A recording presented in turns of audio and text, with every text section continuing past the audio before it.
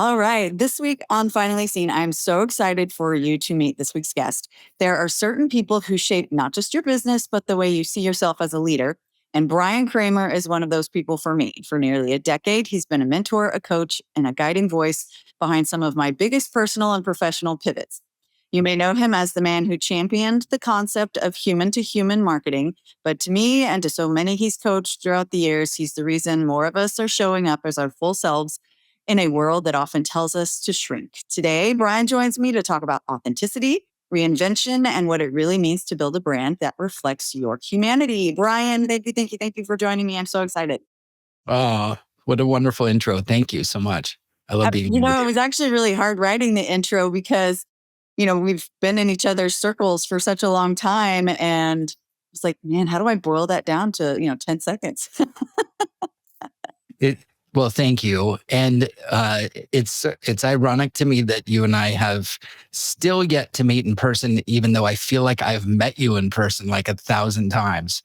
So when we finally meet, it's not going to feel probably like it's the first time, but it's just baffling to me how that's even possible. Yeah. It'll probably be like, oh, you're shorter than I thought, or oh, you're taller than I thought. Yeah, because we're all sitting, right? Yeah. Yeah, I remember the first time I met Christy, one of our mutual friends, in person, and she goes, "You have legs." Like, yeah, I got legs. Yeah. So definitely. Well, so I kicked it off by saying that you've been a mentor and a coach. I know you've gotten multiple accreditations as a coach because I know that word coach gets tossed around a lot, but you have legit cred. You've been in this game for a long time. What is it about coaching that you really like? Ooh, that's a good question. So, the biggest thing that got me was when I first stepped into the rooms at Coactive, which was CTI Coaches Training Institute, which is where Courtney was their chief marketing officer. I was right in between who I was and who I wanted to be when I grew up, which is kind of a question I think we all face every day anyway. But I stepped into the room and thought this could be cool. And I was like, oh my God, these are my people. And I've been hanging around marketers my whole life. And I love marketers. I have a special place in my heart for them. But the way that coaching and coaches talk and the way they talk to each other, it's so profoundly different than most every other industry that I've found. And the way that they listen and the way that they're present with each other and really lock in on and have been in a lot of times different places in their careers and are able to now bring that to other people in a different way than I'd ever seen before. In marketing, it was about, as you know, it was about changes to the bottom line through whatever tactic, pick your favorite tactic. And so, when you look at an email, campaign or a, book launch or whatever, you're certainly trying to maneuver and change the outcome of somebody's business and what they can get. But on a coaching level, it's more intrinsic. It's much more, the change is internal. And for me, that's exciting. It's exciting to see a metamorphosis of somebody coming out of like wherever they're at and whatever cocoon they're at whatever point of their life they're in, and see them come out of that cocoon and go, oh my God, I just didn't even think that was possible until now. And you're just jumping in for joy with them. Yeah. You're so right when you say that coaches are just different because I had heard of coaching before I met you and Courtney, but I didn't really understand the the breadth of it. And, I knew of it from the sports world, but didn't really get it. I had seen other people call themselves life coaches, and I'm like, you're 20. What do you know? And so that's kind of the only experience I had with, the other kinds of coaches. But you're right. Now that I've been in the circle with so many coaches, it's so much different when you work with other people. And I've even tried to incorporate a coach approach when I'm working with other people, trying to coach them through things. But and you talked about the metamorphosis, and I remember one of the sessions we had recently, and I was like, whoa, where did that come from? After a question that you asked me and I answered, and I was like, oh, wow, no idea that was going to come out of me. And so I definitely understand what you're saying. I think personally, no shade to therapists. I know there's good use for therapy, but coaching for me has brought out a lot more, I think, than therapy does. And I'm sure it has to do with quantum sciences and not sitting in the past and sitting in the negative, but Mm, rather in the forward.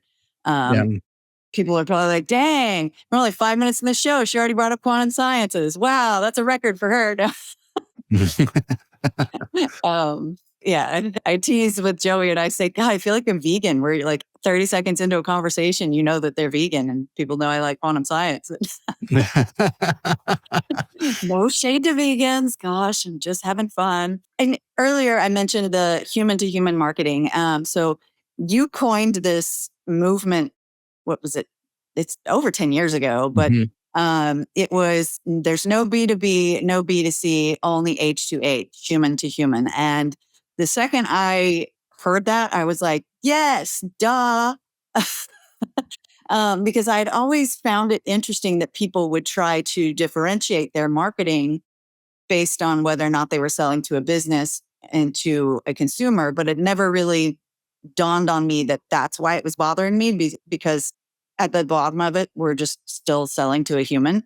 Mhm. So, what was it that inspired you to think that way and coin that phrase?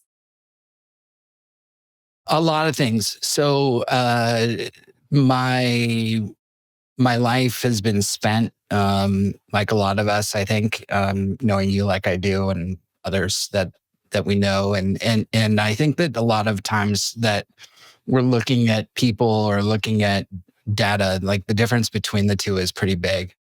Data shows you what they're doing, but it doesn't show you who they actually are and what they really feel like, what emotion they're having right now.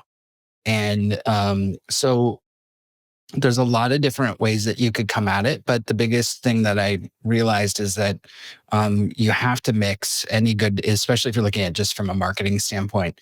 You have to look at them as in terms of what makes them unique and special, and then also make them feel unique and special.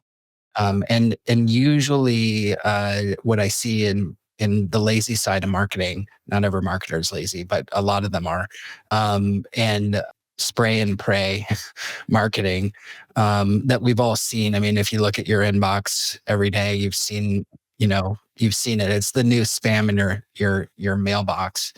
Not new actually, and so there's different ways that it inspired me to talk about it. We'd been talking about it for years at Pure Matter, well before it actually turned into something. It was just that I was on stage giving a keynote at Bloomberg when at that one moment in time when it actually took off.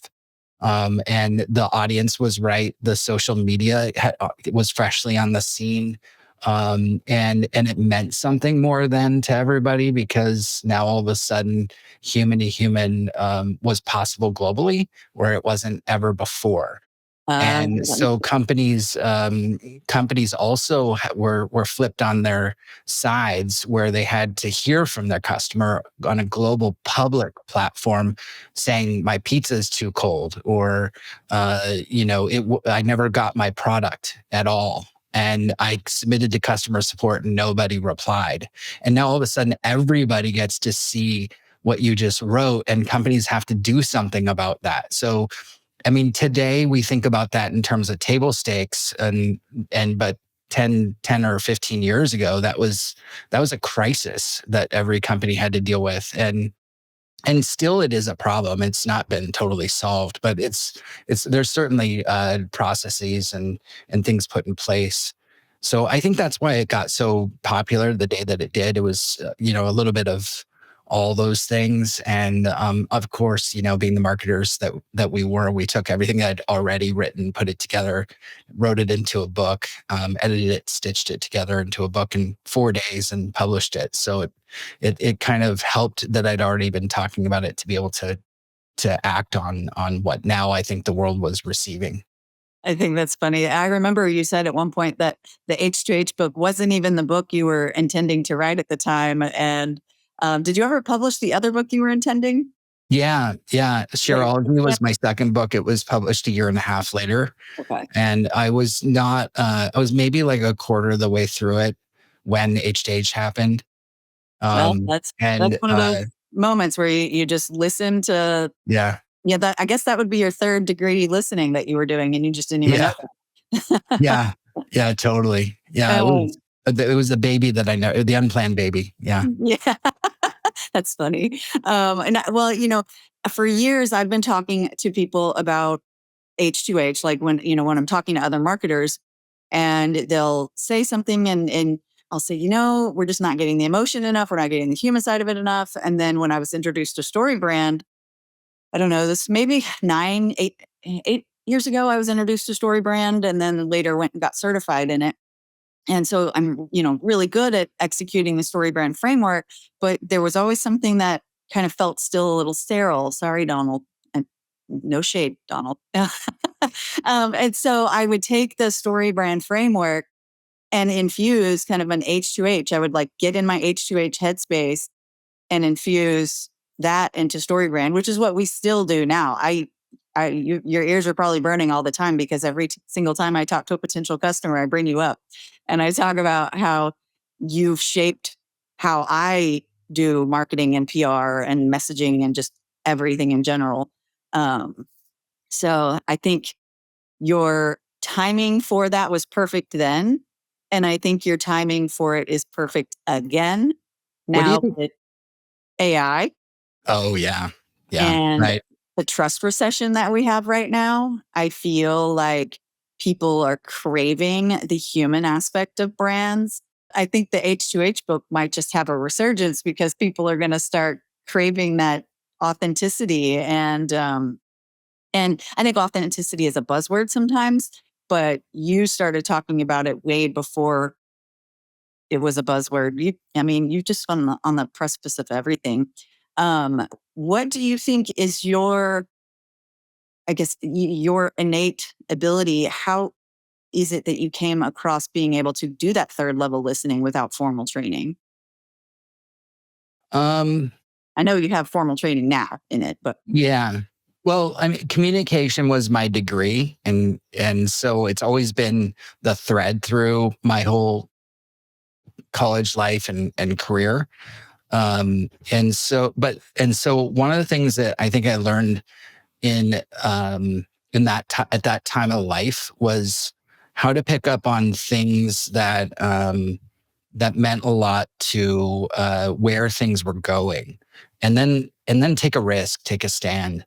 Um, I haven't been right every time. It's just that only everybody only remembers the times that I am right. And so that you think about that too on maybe a company level, and we all make mistakes. It's just a matter of how we remember what it is that we're there for, and our impact that we want to make on other people.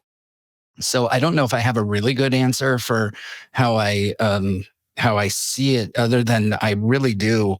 I keep a list of trends that I see. I suspect you do the same thing, because I see some of your topics coming out, which are great on your Substack, by the way. And I go through them a lot, like a lot, and I pay attention to not what the industry says, but like when I hear something, I go, oh wait, that's worth writing down, and then looking at it, like what are the 5 angles around the thing that might make it have legs, and if it does, then how do I maybe test it, put it out there and test it and see, does it have legs? Like, is it something that everybody's facing right now? I mean, I also just get to, with what I do, I get to hear 50 to 100 executives talking about the same things every year. And so, not the same things every year, but the same things yeah, during the same time. And so those trends, when they start to come out, it's pretty glaring that everybody's facing the same things there too.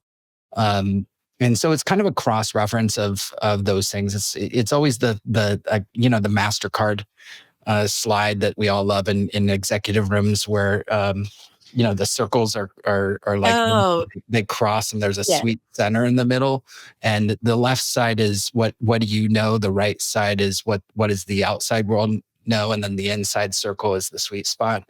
And so I'm always kind of looking at what is that sweet spot between the two, and then how can I kind of communicate that in a better way so that people can start to understand it. I like that. And I think I remember seeing that because I know when you put brands together, you've used that circle before as well. Actually, it's I think Courtney that helped me coin that I make the journey to being known less chaotic. And I still use it, and it's funny because that's what people echo back to me. They tell me, "Oh, you just made it so much less chaotic." I'm like, "Yeah, that's what I'm here for." Mm. um, so you were saying that you're just paying attention to trends and whatnot. And even this morning, I was looking at my emails because everybody's trying to sell a course right now. Everybody's trying to sell something digital, and I was looking at all the emails, and they just all sounded so similar. They were all the same. I mean, I'm sure mostly written by AI, which I get, but I was just like, man, can't we get a different angle than ready to make six figures? It's like I think people are done with those inflated promises now, and they want true belief. With which, again, I know whenever you and Courtney are working on a campaign, that you have everybody come up with a belief statement as well, and so I've kind of weaved that into a blend of like brand promise kind of thing with the belief. But I know I still say my belief statement all the time that y'all had me do. So it- it's really interesting too. I'm just thinking about the community that I think essentially came from you. And I don't even remember how Courtney and you and I became connected. I don't remember at all. Maybe it was an ad. I don't know. Um, but yeah, the community that you built around you has just been amazing. And I think that's one reason why I'm a better marketer and PR person is because I've learned to listen, like what you were just talking about, and trying to find the threads. What do you think makes people more human in their communication? What have you picked up on? Less performance. I definitely think that people are over the perfect performative stuff and they just want real. I think people are tired of feeling like they're not um, as good as someone else. And so then they just, they want real. It doesn't need to be perfect. Great, sure, but not perfect. Which has been something interesting for me to try and embrace because I'm a recovering perfectionist. But I've just discovered that I personally stayed too small too long because I was waiting till it got perfect or waiting till it felt perfect or whatnot. And then here I am. I find myself having talked about things over a decade ago, but there are so many other people on bigger stages than me because I stayed quiet too long because I was waiting for perfect. I mean, I bought our domain names, firstname, lastname.com 17 years ago. Like, I don't know if some of the other big name personal brand experts out there did that, you know, but I didn't talk about it. And I think part of it was too, I was afraid to look vain or afraid to tout my expertise, because I guess even though it came intuitively to me, maybe because I didn't feel like I had enough education behind me, I didn't feel like I should, but I don't know. And that kind of didn't even really answer your question, but I That's all feel right. like are you getting coachy on me? No. I didn't mean to. No, just I was just curious. I Um, I do think that it's funny. Whenever I talk to coaches, you can see that coaches do have a hard time not being coaches. And yeah. even, because we have some clients who are coaches and I'll find that they'll do things and I'm like, are you coaching right now? Sorry. And you have an ICF accreditation, which is like the pinnacle. You have the ICF and then Coactive, which I think they are both the top organizations. And so I guess there are different styles, but how do you blend your style of like, what's the Bryan Kramer style of coaching? Mm. Um, so I do have a coactive accreditation. I never got my ICF because my career had supported coaching at a higher level without Oh, needing it. But I just we can uh, take that part out then. but I just applied for it recently, and I've completed everything that I need, and so I just submitted for it. So I will hopefully let you know in about 6 to 12 weeks Okay. that I have that too. Um, uh, the style, yeah, everybody's so different, and that's what I love about it. My style is a little bit of coaching, a little bit of coach salting. The purest coaching form is to hold the other person to their own creativity and self um, value, and knowing that the answers are within, and that if we can pull them out, that it's in there somewhere. Because when you do come up with the answer is much more resonant inside than if I give you the answer. That's just kind of like a human trait, and that we all know. And so I am not a purist coach like that. I tend to, I hope the ICF isn't listening, because that's not what they want to hear. I tend to be a half that and half coach Sultan, where like if you break it down, you look at it like a mentorship is somebody who's been to kind of the Kilimanjaro, or the place that you want to arrive to, and they throw the rope down and help you climb up to that place. A coach walks alongside you or climbs with you up the mountain next to you and helps you get to where you want to go, which is oftentimes why you see those 25-year-olds coaching, because it doesn't require them to be at the mountaintop to help you up. Sometimes it's just a thought partner that helps you to see things you didn't see. Um, and then, as you mentioned, a therapist is somebody who helps you look backward instead of just looking forward. So you've got like all those different modalities, and then you can break down like coaching into different modalities as well. But I won't bore everybody with that. I think that I tend to be like half the purist coach and half the person who has been a past CEO and has written books and given a TED talk and all those kinds of things, and put in the hours. I put in the reps to be able to then say, here's how you map out to get to the where you want to be at the same time. Now let's help find out what's getting in the way of getting there. And that's the coaching part of it. So I kind of mix between the two, and that's more my style.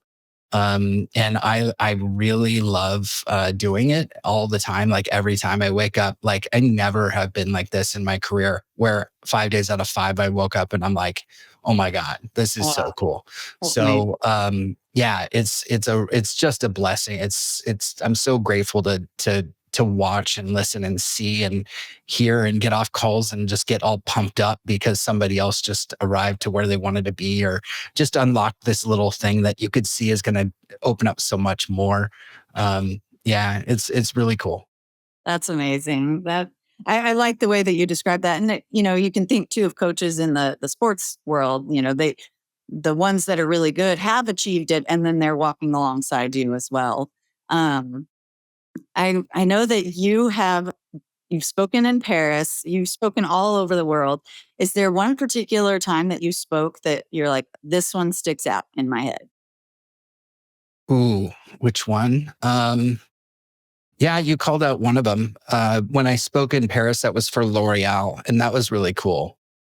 That's so cool. That was neat. That was for the L'Oreal executive brand and global executive brand, and that was really neat. That was actually, the topic was on influence and how influence has changed, because L'Oreal and lots of companies that sell retail have gone with two different approaches. One paying big influencers to help stand behind the brand, and you see them on kiosks and all over the place as well, including influencers on social media. Then the second way is just straight up advertising, or retail advertising. So I was there to help share how micro influencers and micro influence works. And that was actually a part of what my TED talk was about, was how anyone can be a micro influencer and probably influence things in way big influencers can't. And they were really eating it up because it wasn't something that they had looked at as a brand yet. And I'm still passionate about that today because I think it's what we all need to know in our everyday lives. Like, why am I not getting out? Like you said, you bought the domains, but then what? So we're all stuck in that. And even if we're in a corporate job, like, how do I get to the next level? How do I get to a bigger team? How do I get to, another company eventually that will, be the place that I really want to be at? Whatever it is, those are all driven by influence. Like, how do we influence others to believe in us, or get non-paid influence in others. So that was really cool. And I brought up different scenarios because we started a micro influencer campaign, the first one that IBM globally years ago, and at Netflix and several other companies when we were running a 30-person agency. And I showed them how it mapped out and how we can create that at a big level globally, or even just geographically within blocks or city blocks or cities, and we could just target it, but it has to be done very procedurally, almost surgical. And the methodology behind it is really human to human. It really is like all relationship driven, and how a brand walks them through the creation of this back and forth of give and get, not give to get, but give to the influencers, and eventually they want to give back to the brand. And when you hit rising micro influencers on their way up, and we used AI at the time, which was actually before its time, to identify who the influencers were on their way up. They hadn't reached it yet, and then create an experience, a live in New York human experience around 30 rising influencers, and then gave them the best experience of their lives over the course of 2 days. It just became so resonant that they got like 2.2 billion impressions, and like the sales were 1,000 times the sales that they had made previously, based upon the click-through rates that they got to purchase. And so we were able to actually identify purchase by micro influence and prove that this is the way to go for a big global ship like IBM. So that means anybody can do it. And while I'm using IBM as the case study, and we worked with many startups or small companies that was able to do that too. Tired of overpriced energy drinks full of junk? Same. That's why I use Babello, a self-carbonating hydration packet that gives you clean energy, electrolytes, and vitamins without the crash. Just add water, shake, and sip. It's way more affordable than typical energy drinks and way better for you. Use code ChrissyBernal15 at checkout to get 15% off at drinkbabello.com. Hydration just got an upgrade. I mean, look at you. You're on the trend again before everybody else. You setting the trends with the micro influencers, but I think you're right. Especially now, like I mentioned, with the trust recession we have, I feel like micro influencers are going to be even more important because, it's like, I know what Sofia Vergara is saying, but I've got, my friend over here, Jenny, who I know, and I know she's not being paid, or I know she's genuine and I trust her. Like that, I'll take her recommendation over just Sofia Vergara, or even some, influencer who might not be a celebrity, but is pretty big. And it goes back to I guess the trust factor. I guess, and that was pretty risky back then to try and pull that off, huh? It was risky on everybody's, for everybody. I mean, for a company like that to risk trying something like that, and you need somebody on the inside that's going to stand up and say that this is the way forward. And we had somebody like that, and then we had obviously ourselves. So it was a trust. It was trust on every level. But once we did it, it really sparked so much more. I mean, it became something that that I think it sparked relationships that even today I could see standing out. And so we can look at dollars and cents, but the relationship factor and the trust factor that they had with that brand was just huge, and you couldn't even capture that on paper. Yeah. Well, and you made me think of something else too with regard to micro influencers. And you said that it was very intentional. And so it made me think, like, especially on a local aspect, when you're looking at localized campaigns and things like that, you know, saying something up north versus saying something down here is completely different. It's like, I guess, the salsa company that I don't know if you've ever seen their commercials, but they have some cowboys and they're talking about their salsa, and this Yankee brings out his salsa and it's from New York City, and it, shocks them that New York City, there's no possible way that somebody from New York City would know good salsa down here in Texas. So it's that type of thing that I'm talking about. What works in one area might not work in another. So it could be the very same, with an influencer. And you mentioned that anyone can do it, even small businesses. How do small businesses, how can they set themselves up to win with influencers? Um, So you're just fishing in a smaller pond. So you have to figure out the pond that you want to fish in, right? IBM can fish in an ocean, and they have the capability. Nike and Netflix and all those companies, they have the budgets to fish in an ocean. But even though they had that, we still didn't focus on the ocean. Even with those campaigns, we might have not gone to the smallest pond that a smaller influencer might do, but we went to called a lake, and we fished in the small lakes because that's where groundswell happens. Groundswell happens with people who are of like mind, and so if we were to use nowadays tools that would identify what those lakes or those ponds are, which is very easy, much easier to do, and connect, come up with some criteria around what it is that would help support our business, but also what would support them.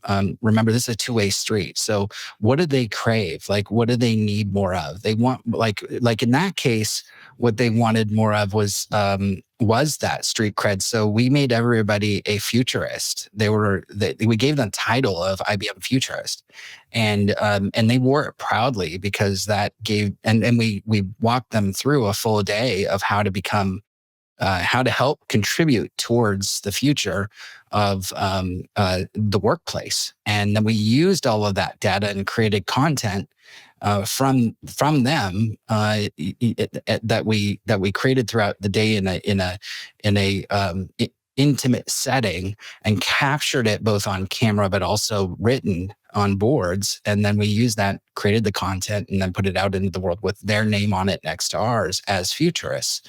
So a lot of things happened in what I just said. They Yeah. they got street cred. Their names are on white papers and content, and they're happy to share it. They're aligned with the brand. They're getting inside looks. They were invited to VIP parties. They got the inside scoop before anyone else did. You can do that at any level. Everything I just said can be done in a pond. You just have to find out who those people are, who's on their way up, who's excited about that topic. And now what can we create around them that would help give back to them as well, so that we can also make this symbiotic. Once you do that, any size, I don't care what size you are, we can create a groundswell around anything. I did it on stage, and like I said in my TED talk, from the stage, with the hashtag sharing inspires, to see if we could replicate having people around the world sharing that hashtag. And then also, what's one thing that you could share that would inspire the world? And it trended, thank God, because I threw out the idea as a possibility, but it ended up working, thank God. And it trended globally around the hashtag sharing inspired on Twitter at the time, because people wanted to people want to share with other people and inspire others. And so we had all kinds of responses, but the whole idea is now also, how does that map? So if we can map like the inspiration points behind where people are sharing from, and then who did they inspire, we could start to see the spider legs in, or the web, the actual web being built from their influence. And we spotted all the data points and all the webs going on, and we could see it and show people at the end of the TED Talk, this is how people can inspire from anywhere, like from Nigeria and from Australia and from, I don't care where. And so we can prove that micro influence at any level works. It's just a matter of finding the right people, figuring out what do they need, and helping them to get there. That's so cool. That's amazing. What a neat thing. I'm glad that worked out for you. That would have been awkward. Yeah, I didn't actually know the results until I was stepping up on stage the second Oh, time, and they yeah. handed me the card with the results, because we didn't have the data collected at the time before. So I was like, oh, what am I about to say? Fingers crossed. Yeah. Oh my gosh. Wow. That's crazy. I know that you've worked with a variety of people, but you mentioned earlier that you work with a lot of executives right now. What's something that's a commonality that you're hearing executives say with what you're seeing in the marketplace, or what they're dealing with, or whatever? Some of the commonalities, big threads. Well, conflict will never go away. Conflict is here to stay. It's been here forever. It'll be here forevermore. So, how to weave the politics or the challenges within any organization is always there. So I focus a lot on reverse engineering what to say and how to say it to others, so that you can be heard, but at the same time they felt heard as well. And so there's a sequence of words in every situation. I think that really becomes a little bit more resonant when they use them instead of our everyday kind of speak. We're all in reaction to what the other person is saying, rather than in response. And the moment that you get into response is the moment that I think you start to make headway with that. So how do you get into response? And then second, what is it? What are the words you actually use? That's a massive, I would say, thread or commonality. Another one would probably be, unfortunately or fortunately, AI and what it means to taking our jobs, and it's happening all over the place in just about every industry. And so, how do I stay relevant? Is the word that I would put to that, and relevance is on, I think, everybody's mind, unless we're in the last 5 years of our careers and we're about to retire and we're just thinking, how do we want our swan song to go? But even then, you got to stay relevant in the last 5 years to hang on and make it work. So, most of my clients are in the upper executive level, and they're all concerned about teams and building and relevance and commonalities and conflict and strategic planning and all those sorts of things that you hear about all the time. But locking in on the actual, what do I say in each of those instances? That's the key. I think, I see that a lot with the what do I say thing. And I think a lot of people are going, they use AI for so many things. And, whenever I get email replies and I know it's completely written by AI, I'm like, did you even actually read my email yourself? Because I had one instance where I'm not sure the person actually read my email. I think they just read the the AI overview at the top of their email, because their response wasn't full enough, if that makes sense. And I was like, all right, well, I'm going to have to change so that I can make sure that the AI overview will actually get what I'm trying to say. So I'm like, all right, that's a new way I'm going to have to start thinking when I send emails. Um, you made me think too of when you said that the conflict is never going to go away, and it's some of the same problems. And it's like, you think that with all the advances we've made in a variety of ways, that all that would go away. But to your point, we're still dealing with humans. So that's, of course, it's not going to go away. Right. Yeah. Yeah. It's never gonna, yeah. It's something that I think that, uh, we're always going to figure out how do we, be in relationship with each other. Um, and I think that I personally, I think it'll self-correct. I think it's everything is cyclical. Everything comes back around again. So if you look at every major, uh, inflection point in history, from the time that we were, cave people, writing on walls and communicating that way to, the print press to, the internet to AI now. AI might and will probably be a much bigger transformation than we've all seen. However, I still think that if you look at the wave sign of humanity and how we, self-correct, it'll always be the same. We're just in reaction right now. We're in the reaction phase to everything that's going on, and we're all trying to figure out still, how do I make this work? Nobody's got the answer, to it. It'll come, and eventually, I'm going to be arguing with my kids about, or maybe their kids about, to stop dating the AI bots, or some weird thing will start happening. I don't know what, but at the end of the day, while the weirdness is happening, we're also going to be fighting with ourselves about our humanity and what does this mean, and that will never end. And I think that's a good thing. That we're always figuring out, like, what is it that still connects us? Because I wrote about this in Shareology, which is, the number one reason for why we all share. And it's really connection between two or more people, which builds community, which builds business, which builds camaraderie, it builds, relationships. It is the reason we all, exist on Earth, is through connection. Whether we're an introvert or an extrovert, I don't care. It still comes down to connection with self or connection with other. And so sharing really dictates, how we do that. And since AI now is a huge piece of how we share, it's just thrown us out of the loop for, what that means to us. Yeah, that makes sense. You're right. It's like the pendulum gets going and we all just jump on the pendulum. And so, yeah, you're right. There's a community. I've been reading Trans Surfing. I don't know if you've ever read that book. It's the audiobook is like 36 hours long. It's a big book. Wow. But yeah, they talk about the pendulums, and what you're describing is the pendulums. But and you're right too. I don't think that AI is going to take my job away, because I think the human side of me is my superpower, and my ability, my intuition that AI doesn't have, and things like that. And you're right, the connection. And I am an introvert, but I do still want connection.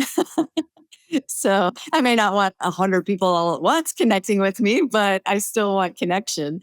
So I love that you say that. And I think that's a perfect place to wrap it up.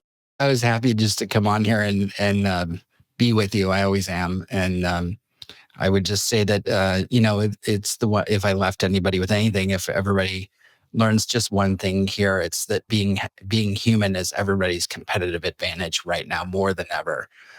Bell bottoms are back. Things that people are still listening to record players and love listening to records. There's a lot of things that we think are going away that eventually come back, and I wouldn't be too worried. I think I'd be heads down focused on what you're always focused on, which is, how do I make the other person feel seen? The title of the show, Nice. and creating that uniqueness, helping them to see that you see their uniqueness, outside of the data, because that's, again, like social media, that was table stakes to be able to help companies, answer back publicly. Like I said, on social media not too long ago, the same thing will happen to AI. It's going to be table stakes in maybe even 2 years, for doing what we're doing now, and eventually the same thing will matter, which is, helping others to be seen. The last thing I'll say is that, I did a case study in my book in Shareology about the ice cream company. Why am I forgetting their name? It's the Baskin Robbins. no, it's the other one that got bought, and oh shoot, it comes in all the funky flavors, and it's like And Jerry's. Ben and Jerry's. Thank you, and and Ben and Jerry's talked to their head of global brand, and he gave me this great insight into how this global ice cream brand tapped into a local community or local communities by finding out in these little tiny communities who was being creative, and they figured out like what kinds of mediums were creative, and then had people submit their creativity to them, chose and awarded certain people who stood out, and then made those artistic talents and their mediums, the advertising campaign that they used, back into the same town. And so on the billboard driving through your own town, you're seeing your artwork or your neighbor's artwork on the billboard. And I just think that's so neat and beautiful that they found a way to tap into, like I said, micro influence, a way of helping others to be seen, and also to showcase the humanity and the talent that exists already. These are the kinds of things that are missing right now that we could tap into, that brings back more of these things back into the small areas that small businesses can really focus on in their own backyard. Yeah, you're right. I'll just yes, and just on one story, because you made me think. So here in Texas, we have this grocery store called HEB. Funny enough, HEB is the dude's name, and it's Harold E. Butts. So yes, Harry Butts. But so it goes by HEB, but they have an almost cult like following. And there was a story that recently went viral because a lady was in the airport and they checked her bag and she had 200 tortillas from HEB. And they were like, "What are you doing with 200 tortillas?" And she was like, "I'm going to be away from HEB. I needed my tortillas." And it's because they do things like what you're talking about. They are so good at connecting with the community, and each local community, they're so good at bringing in local people who've created their own salsa or something like that, even though they're a big chain. But yeah, so I think that that's exactly what you're talking about, and just bringing the human aspect in there. So well, Bryan, Amen. where can people connect with you? Um, my website's the best probably, but you can anywhere on social media as well. You're just So like, Google me. yeah, yeah. Google me. BryanKramer.com. So Bryan with a Y, Kramer with a K.com, or any social media handle, same Yeah. spelling. Awesome. And I'll try to reply. I reply to everybody, and I'd love sparking a conversation. It'd be a hypocrite if I'd be the H guy and not reply back. So yeah, Yeah, that would be pretty ironic. So, well, thank you so much for joining me. And you provided lots of nuggets of wisdom there that I'm sure people are going to take away. It'll be easy to get the snippets, the pullouts, because you always are dropping good stuff. So thank you, Bryan. thank you. Thank you. It's always a pleasure. Absolutely.